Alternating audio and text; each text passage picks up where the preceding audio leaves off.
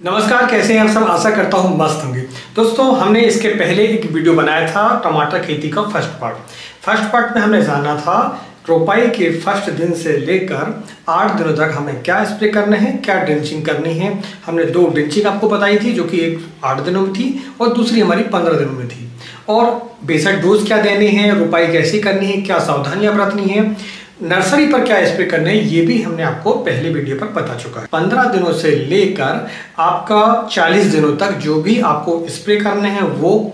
दूसरा, आपको water soluble जो खाद आपको डालनी होती है, यानी कि जो घुलनशील खाद होती है, जैसे 52, 34 है, 19 है, इनको आपको कितनी मात्रा पर कब कब देना है, ये भी हम यानी कि वाटर सॉल्युबल खाद के शेड्यूल के बारे में भी आपको आज इस वीडियो पर हम बताएंगे। वीडियो के अंत में हम एक ऐसे स्प्रे के बारे में आपको बताएंगे जिसके द्वारा आप जो है अपनी फसल की जो ग्रोथ है उसको नियंत्रित कर सकते हैं। यानी कि यदि आपकी फसल की ग्रोथ ज़्यादा है तो आप कौन सा स्प्रे लेंगे, और फसल की जो ग्रोथ है वो अगर कम है तो आपको किस स्प्रे को करना पड़ेगा, यह हम वीडियो के अंत में जानेंगे। तो चलिए दोस्तों, वीडियो की शुरुआत करते हैं। मैं हूं राकेश साहू, आप देख रहे हैं एग्रो जीवन बातें किसान की। यह आपका अपना चैनल है। इस चैनल पर को जो भी जानकारी दी जाती है, यदि वो पसंद आए तो वीडियो को लाइक करें और पहली बार चैनल को सब्सक्राइब करें। वीडियो में आगे बढ़ने से पहले आपको बता दूं कि आपने यदि फर्स्ट पार्ट नहीं देखा है तो आप जाकर चैनल पर फर्स्ट पार्ट पर जाकर देख सकते हैं। हम आई बटन पर उसकी लिंक जो है दे देते हैं आपको। फर्स्ट स्प्रे, सबसे पहले हम जानते हैं कि स्प्रे हमें कौन कौन से लेने होंगे, क्योंकि इस समय पर अगर हम देखें गर्मियों के समय पर, तो जब बेमौसम बारिश अगर कभी हो जाती है तो हमें ज़्यादा समस्याएं देखने को मिलती हैं।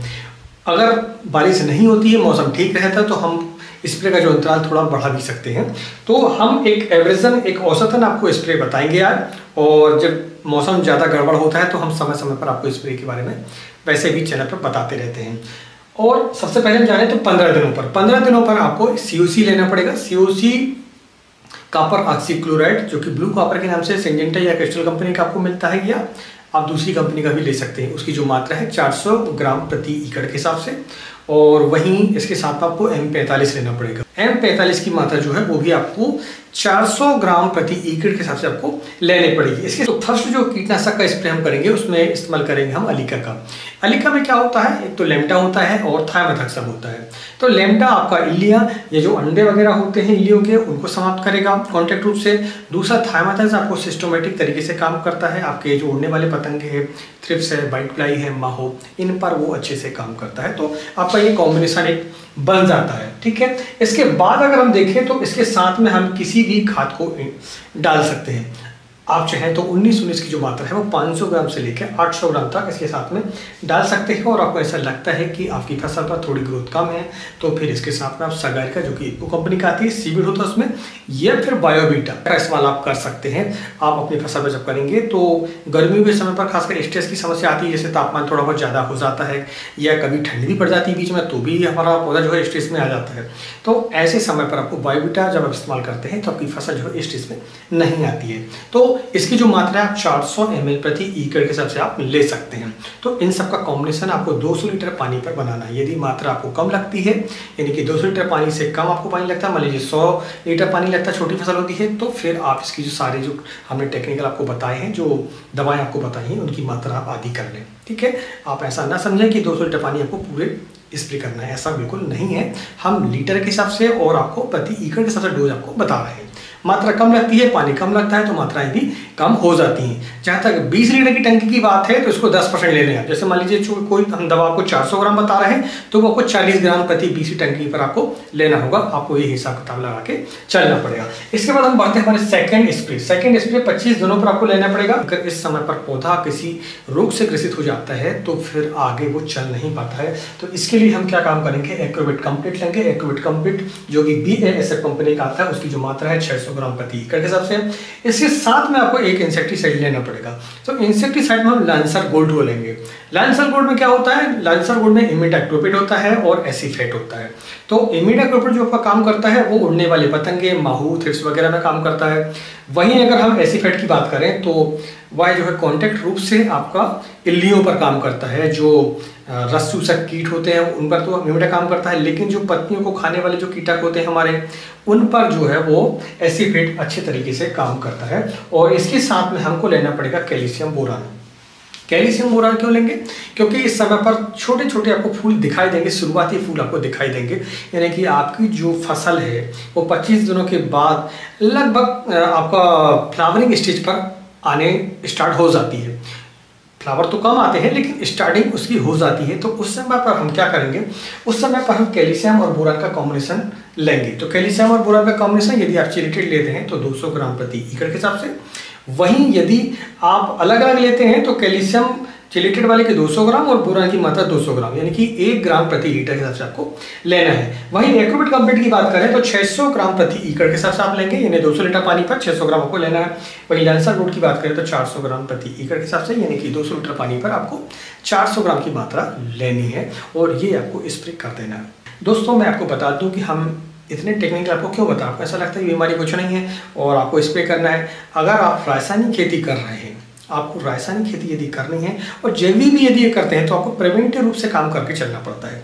प्रिवेंटिव रूप से यदि आप अपनी फसल को पहले से मैनेज करके चलेंगे तो आपको आने वाले समय पर किसी बड़े रोग का सामना नहीं करना पड़ता है। नहीं तो आप क्या होता है कि अभी फसल पर कोई बीमारी नहीं है और आप स्प्रे नहीं करते हैं, चाहे वो जैविक हो चाहे रासायनिक हो, तो फिर आप देखेंगे कि आपकी जब फसल रोग से ग्रसित हो जाती है तो फिर आपको काफ़ी मशक्कत करनी पड़ती है।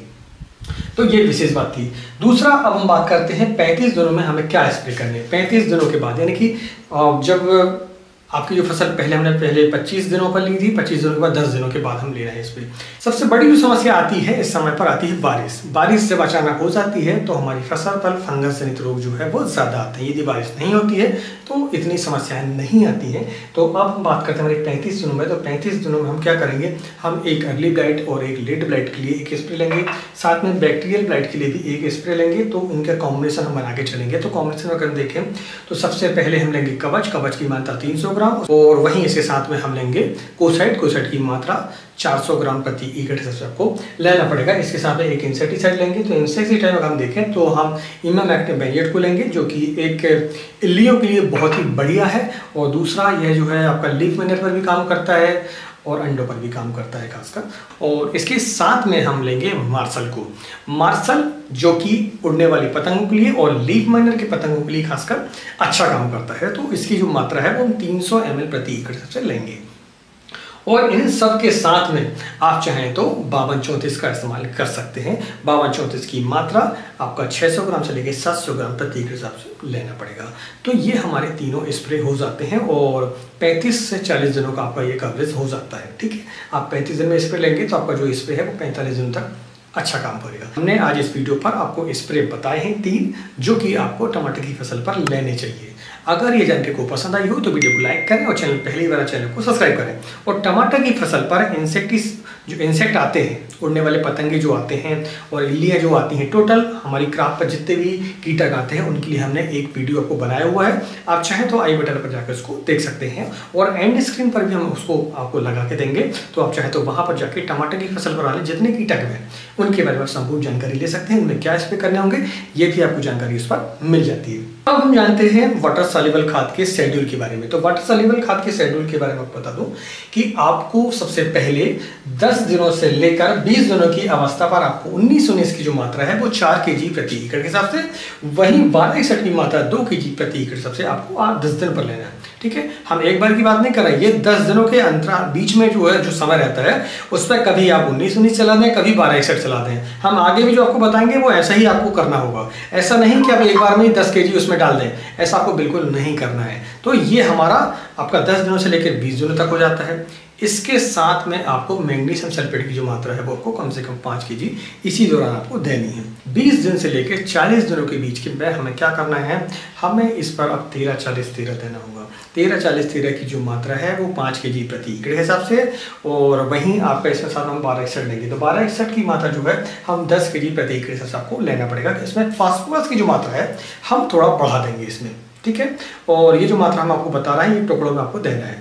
इसके साथ हम देखें तो हमें कैल्शियम नाइट्रेट देना होगा। कैल्शियम नाइट्रेट की जो मात्रा है वो 10 kg प्रति एकड़ के हिसाब से, यानी कि अंतराल पर देना है आपको। और दूसरा इसके साथ बोरान आपको देना पड़ेगा 500 ग्राम प्रति एकड़ के हिसाब से, और मिक्स माइक्रोन्यूट्रिएंट जो होते हैं आपके वो आधा किलो प्रति एकड़ के हिसाब से, और इसके साथ में मैग्नीशियम सल्फेट की जो मात्रा 10 kg प्रति एकड़ से आपको लेना पड़ेगा।